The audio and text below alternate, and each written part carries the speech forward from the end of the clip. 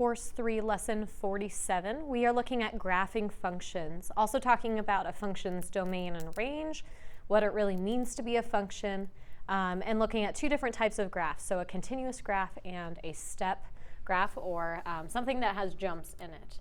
So if we look at some of these words, we are looking at a function.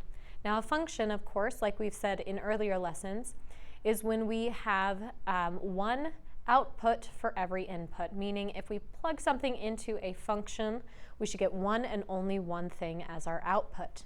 If, for instance, I plug in 1 to a function and I get out two different responses, that is no longer a function.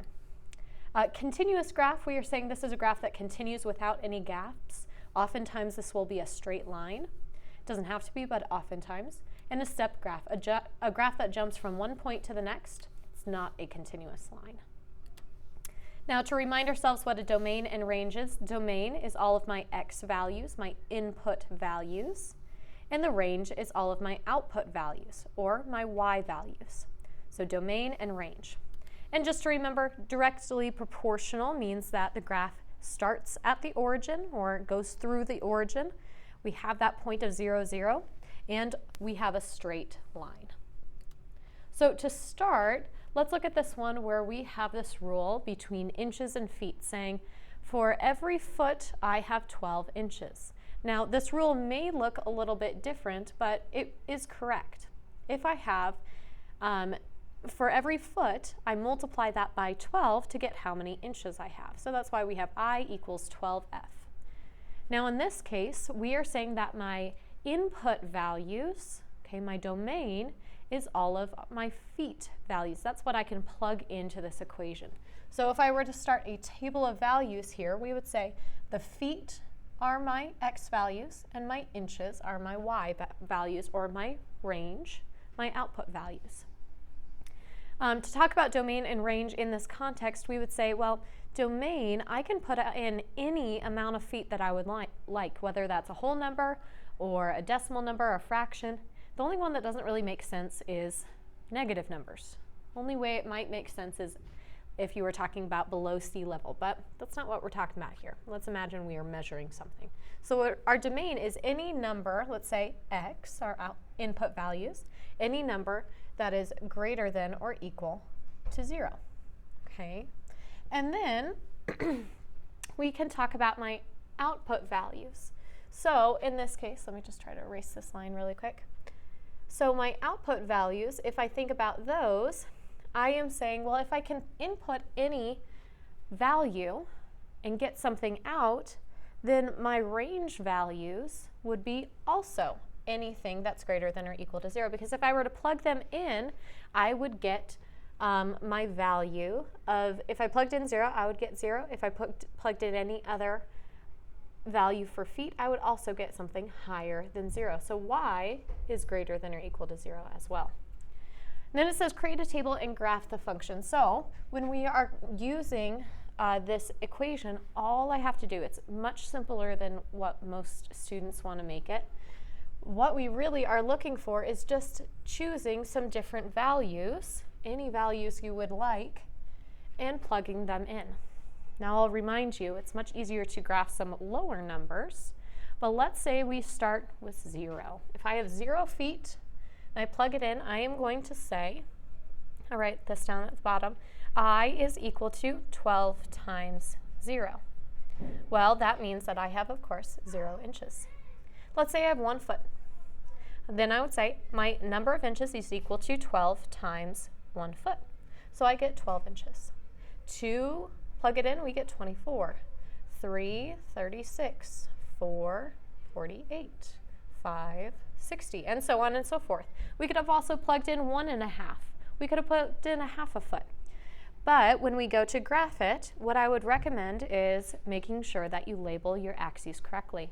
My input values, so my x values, are the number of feet that I have, and we have inches on my y. Well, even though it will make it slightly different than if we were to keep it as 1 by 1 by 1, I can actually set my scale for these a little bit different. So maybe I go by ones on my feet value, since that's what I went by in my table. But you know what? I'm going to run out of room really quickly when I do my y values by 1. So maybe I go by 6s or 12s since my feet go by 12s. Now this may not work in another context, but in this context it works quite well. So I'm going to go by 12s. Okay. All right. So, and we can continue forever. But when we plot our values, I have 0, 0. I have 1 foot to 12 inches, 2 feet to 24, 3 to 36, and we keep going up. Now, the question is, can we connect these dots? And in this case, we have to ask ourselves, are these the only values that we can have, or can we have values in between? And of course, we could have values in between, because if I said I have half a foot, well, that would be 6 inches, and that would be in between these points, meaning I could have any of these in between here, and going on forever. But like we said earlier, I wouldn't be able to go down into the negatives because we aren't talking about negative feet and inches. That doesn't make a lot of sense when we're measuring something. Okay, so what type of graph is this? This is a continuous graph because we don't have any gaps in that line or jumps. Okay, let me show you one that's similar to it, and I'll do this a little bit quicker. This one says the table shows the relationship between ounces and pints. Create a rule for the equation, graph it, then find the number of ounces for 5 pints. Is it linear? Is it proportional? So I look at this table and I say 1 to 16, 2 to 32, 3 to 48, 4 to 64. It looks like I'm multiplying by 16 every time, which I am. So if I were to go to 5, I would say 5 times 16, okay, and of course we get 80 ounces. Now if we were to create a rule for this, I would say, well, I had to take my pints, multiply by 16, and I get my ounces. So my ounces, I'll put OZ for ounces, equals 16 times the number of pints. So that would be my equation. If you used x's and y's, y would equal 16x. And then we can graph this. And for this one, I'm going to put my pints on my y-axis and my ounces on my, pints on my x-axis, ounces on my y-axis. Then I'm going to go by ones on my pints, just like we did before. Okay, plenty of space here. And then maybe I go by, let's say, 8s on my y-axis, just to kind of spread things out. You know what, I'm rethinking, I'm going to go by 16s, just because we get into some high numbers pretty quickly. All right, and we keep going up. And if I had a little bit more time in this video, I would actually label all of these. But we can then plot our graph, and I can say 1 to 16, 2 to 32, and then all the way up. So if we were to add to this table, I would also add if I had 0 pints. Well, 0 times 16 is 0 ounces, which makes sense. So I can plot my point right there. And then we ask the same question as before, can we plot points in between these? And we say, yes, I can have half a pint. I can have a quarter of a pint. I can have any of these points along this line, so I can connect the dots and go on forever positively. Can I go on forever into the negatives? Once again, no. This wouldn't make any sense to go into the negatives because I can't have negative pints and negative ounces. Is it linear? Yes, it goes in a straight line. Is it proportional? Well, it goes in a straight line and it goes through the origin, so yes, it is proportional. All right, let's look at our next one. This one's a little bit funky and it'll take me a little bit of time to set this up, but this is going to look different from our other one. So the sign describes a function, a rule that relates hours parked to dollars charged. So this is like going downtown and parking in a parking garage. We'll answer the domain and range question in just a second. But we need to make a big long table for all of these parking amounts. And it says you're going to pay $1 for the first hour, $2 for each additional hour, or part thereof. Very important, meaning if I have any part of that additional hour, I have to pay the $2. There's a $15 maximum, so you won't have to pay any more than $15. And the lot is open from 6 a.m. to 10 p.m., but we can't park overnight. So using these rules, let's just find a few different points that we can put in a table. So if I were to think about this, the hours is what I care about. That's what I can plug in, and then I can find how much money it's going to cost me to park. So first of all, of course, 0 hours is going to cost $0. Then let's say I'm only there for half an hour. Well, even though it's only half an hour, I still have to pay the full hour. Okay, so I still have to pay $1. Okay, if I park there for 1 hour exactly, I pay $1. Okay, and then after that, let's say I park for a little bit longer, and I have to pay $2 for each additional hour or part thereof. So if I just stay a few seconds over that hour, or a couple minutes, or half an hour, let's say 1.5 hours, okay, I have to pay that extra $2, meaning it's going to cost me $3. So up to 2 hours is going to be $3. If I do another hour, so 3 hours, I pay another $2, so we get $5. 4 hours is going to be $7. 5 hours is going to be $9. 6 is going to be $11. 7 is 13, 8 is 15. And then we think about that sign again and we say, well, the maximum is $15. So even if I were to extend this table and say 9 hours, it's still going to cost me only $15. 10 hours is going to be 15, all the way to my maximum amount of hours, which in this case, the table tells us that the lot is only open until from 6 a.m. to 10 p.m., meaning that I can only park in there for 16 hours. So up until 16 hours, I can pay $15. So because of that maximum, between 8 hours all the way to 16 costs the same amount. Then we have to graph this, which is really funky. All right, so let me just draw some axes here. My x-axis is of course going to be my number of hours, and my y-axis is going to be my number of dollars. All right, and I'm just going to go by 1 on each one of these, okay?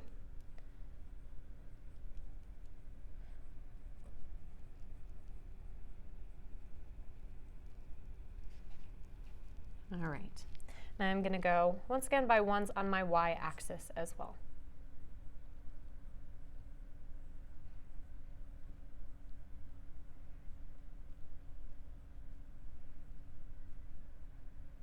All right, sorry that's kind of squished in, but hopefully you can see it well enough. So I can plot some of these different values. So if I plot 0, 0, we're going to of course be right at the origin. And then I can plot half an hour is going to be $1. So it's going to be halfway between and up right there. And then once again, if I park for 1 hour, it's going to be at $1. So right on that, which means they're actually on a horizontal line together. If I parked there for 45 minutes or 15 minutes, I would be at $1, meaning all of these times between just over 0 hours all the way up to 1 hour, I'm going to pay that $1. So there's this little horizontal line, this little ledge right there. And then I think about, well, just after that 1 hour, I have to pay $3. So here at 1.5 hours, I pay $3, or all the way up to 2 hours, I pay $3. Anything on that from just after 1 hour to 2 hours. And then I do the same from between 2 to 3. Just after those 2 hours have elapsed, I have to pay $5 all the way up to 3 hours. And from 3 to 4, I'm now at 7. From 4 to 5 hours, I'm at 9. From 5 to 6 hours, I'm at 11. From 6 to 7 hours, I'm at 13. And from 7 to 8 hours, I am at 15. Well, and then we say from 8 hours to 16, all the way across here, I still have to pay this $16 all the way here. And it actually ends at 16 since I can't park in the parking lot any more than that. So 16 hours.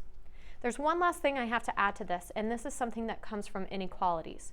We use an open dot when we are graphing to describe something that is really close to that number, but not quite. So in all of these cases, I was saying just after 0 hours or just after 1 hour, we are at this new price. Well, we can show that at the beginning of each of these little ledges with an open dot.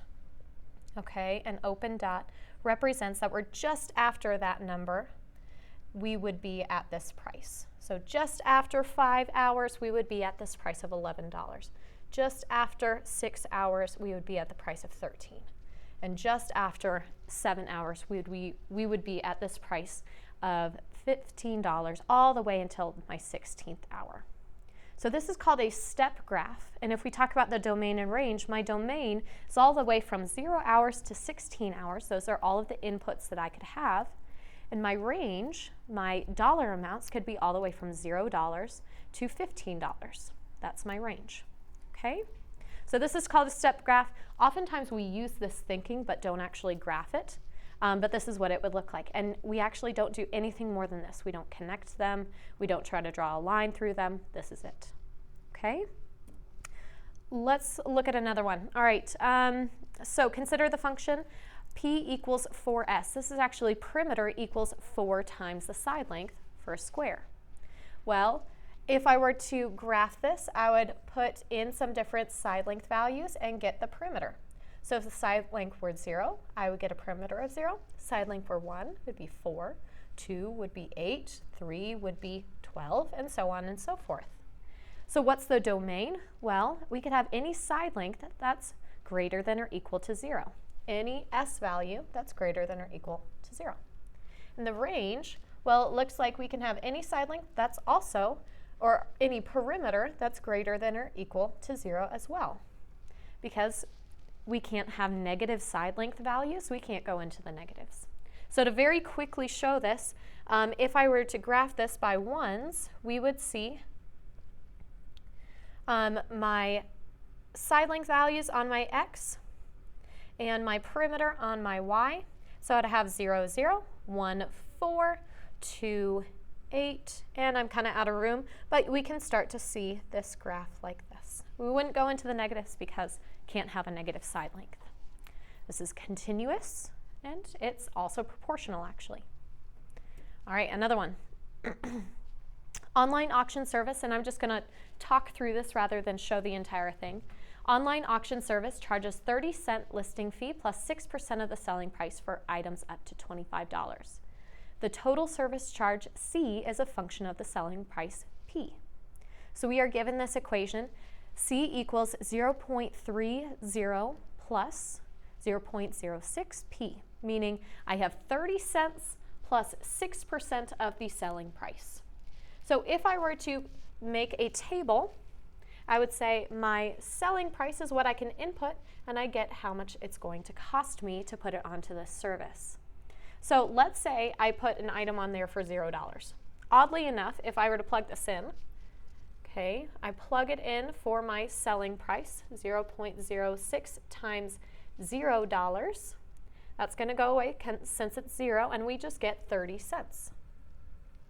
Well, let's say I sell something for $1. So 0.30 plus 0.06 times 1, meaning I'm going to add 6 cents to the 30 cents. So for $1, it's going to cost me 36 cents. All right, that cost if I were to have $2. Well, that's another 6 cents, so that's 12 overall for this part, plus 30 is $2 is going to be 42 cents.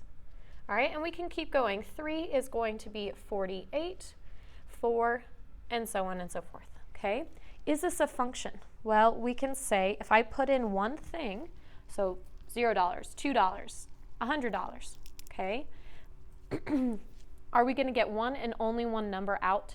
Yes, yes we are. So is it a function? Yes. Is it proportional? Well, we need to know, does it go through the origin? And we can know that right away it's not going to because of this value right here. For a $0 price, it's still going to cost $30. So we don't have that point through 0, 0. So we would say, no, it's not proportional. Okay? This is going to be continuous. It is a line because we can have different selling prices that are not just whole numbers, but it's not going to be proportional. Okay? Range values and domain values, we can have domain x values from $0 all the way to 25, which means our selling price is from 30 cents all the way up to that price for $25. All right, another one. Directions on a can of paint describe a function. 1 gallon covers 400 square feet of a sealed, non-textured surface. Create a table of values and graph the function. So use 1/4, 1/2, 3/4 as your x values. So just to describe this, write an equation.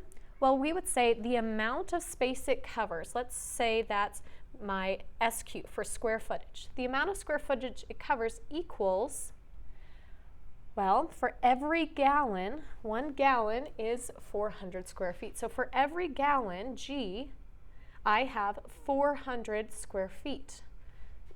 So I have 400 G. So if I have 2 gallons, it would be 800 square feet. 3 gallons, 1,200 square feet, so on and so forth. So we would represent it like this.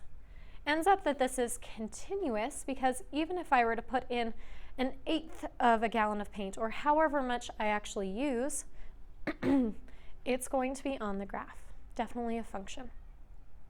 So we can use this to say, yes, it's continuous, it's a function, it's actually proportional because for 0 gallons, I would have 0 square feet. So if I need to paint 700 square feet of a wall, how many quarts would I need? Well, you can do this for yourself a little bit, but if I need 700 square feet, it's going to be, I plug that in right here, and I say that's equal to 400 times the number of gallons. And I can divide and see that I need 4/7 of a gallon, and you can turn that into quarts by saying there's 4 quarts in a gallon. I'll leave you to do that. All right, couple more. Darlene works in a tall building with an elevator. Every day she gets in the elevator and goes to a certain floor. Each floor is separated by 10 feet. The building has 12 floors. Write a function for this. So just to describe this, this is not going to be continuous because if you think about it, an elevator only stops on specific floors. It's not going to stop in the middle of a floor, so I can't be at 1.5 floors. So if I were to do this, we could say, well, the first floor is going to be at 0 feet, second floor is going to be at 10, third floor is going to be at 20, and there's nothing in between those different values. So I can say that for sure, this is going to look like a series of dots in between here and not connected because we can't be in the middle of a floor. All right, last one to explain, and I'm not going to go through all of it, but daycare for a child is $3 for the first hour, $5 for each additional hour. Daycare is open from 8 a.m. to 5 p.m. This is just like the parking one. And you're going to end up with little ledges to say from 0 hours to 1 hour, it's going to cost me $3. So we're going to have this open dot and little ledge. And then from just over 1 hour to 2 hours, well, we have to add $5 from that point, so we're going to be at $8. So we're going to be up here with my little ledge. And we keep going for each hour that the daycare is open. So domain is from 0 to however many hours that's open, and of course, that is 9 hours. And then the range is all the way from $0, because of course you don't have to take your kid to daycare, all the way to how much it would cost for that 9th hour. All right, well, I hope this helps understand graphing functions a little bit better.